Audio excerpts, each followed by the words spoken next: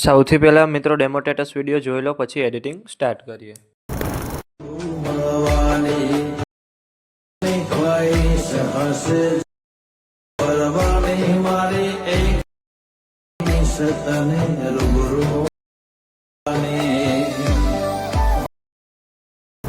તમે જે પ્રકારનો ડેમો સ્ટેટસ વિડીયો જોયો તે જ પ્રકારનો વિડીયો બનાવતા શીખવાનો છું, તો વિડીયોને પૂરેપૂરો જોજો.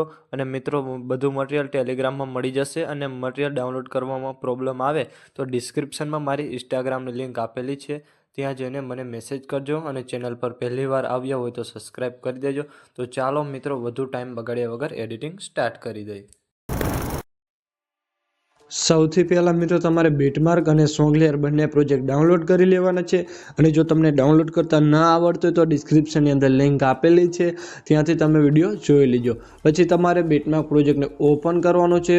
ઓપન કરશો એટલે તમને આ રીતે કંઈક પ્રોજેક્ટ જોવા મળી રહેશે. પછી તમારે પહેલા બીટમાર્કે આવવાનું છે. પહેલા બીટમાર્કે આવવા માટે એરા પર ક્લિક કરવાનું છે, એટલે સીધા આવી જશો પહેલા બીટમાર્કે 1.29 છે. અહીંયાથી તમારે પ્લસ પર ક્લિક કરવાનું છે. અહીંયાથી તમારે મીડિયામાં જવાનું છે, અને અહીંયાથી મેં તમને એક વિડીયો આપેલો છે, વિડીયો તમારે લઈ લેવાનો છે. વિડીયો સિલેક્ટ કર્યા બાદ પછી અહીંયાથી તમારે પ્લસ પર ક્લિક કરવાનું છે. પછી તમારે વિડીયો પર ક્લિક કરવાનું છે, અને અહીંયાથી તમારે વોલ્યુમ પર ક્લિક કરવાનું છે, અને એનું વોલ્યુમ તમારે સાવ 0 કરી દેવાનું છે. અને એ વિડીયોને આ રીતના નીચે લઈ લેવાનો છે. પછી તમારે પાછું એરા પર ક્લિક કરવાનું છે, એટલે સીધા આવી જશો વિડીયોના એન્ડમાં. પછી જે આગળનો ભાગ છે એને તમારે કટ કરી દેવાનો છે. આટલું કર્યા બાદ પછી તમારે બહાર નીકળી જવાનું છે, અને સીધું આવી જવાનું છે સોંગલેયર પ્રોજેક્ટની અંદર. સોંગલેયર પ્રોજેક્ટ ઓપન કરશો એટલે તમને આ રીતે કંઈક સોંગલેયર જોવા મળી રહેશે. એમાં પણ તમારે ફોન્ટ ચેન્જ કરવાનો છે. ચેન્જ કરવા માટે ટેક્સ્ટ પર ક્લિક કરવાનું છે. ત્યાંથી તમારે એડિટ ટેક્સ્ટમાં જવાનું છે. ત્યાંથી ઉપર એરો બતાવે એના પર તમારે ક્લિક કરવાનું છે, અને ત્યાંથી તમારે આ ફોન્ટ રાખી દેવાના છે. પછી તમારે લેયર પર ક્લિક કરવાનું છે, અને ત્યાંથી તમારે સિલેક્ટ ઓલ લેયર.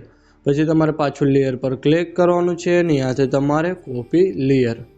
પછી તમારે બહાર નીકળી જવાનું છે, અને સીધું આવી જવાનું છે બીટમાર્ક પ્રોજેક્ટની અંદર. પછી અહીંયાથી પહેલા બીટમાર્કે આવી લેયર પર ક્લિક કરવાનું છે, અને અહીંયાથી તમારે પેસ્ટ લેયર કરી દેવાનું છે. આટલું કરશો એટલે મિત્રો તમારે વિડીયો બનીને કમ્પ્લીટ થઈ જશે. મેં વિડીયોમાં જે પણ યુઝ કર્યું છે તે તમને મારા ઓલ મટીરિયલની અંદર મળી રહેશે. વિડીયો ગેલેરીમાં સેવ કરવા માટે એરા પર ક્લિક કરવાનું છે, અને અહીંયાથી તમારે એક્સપોર્ટ પર ક્લિક કરવાનું છે. મિત્રો, વિડીયો ગમે તો એક લાઇક કરી દેજો, અને ચેનલ પર પહેલી વાર તો સબસ્ક્રાઈબ કરી દેજો.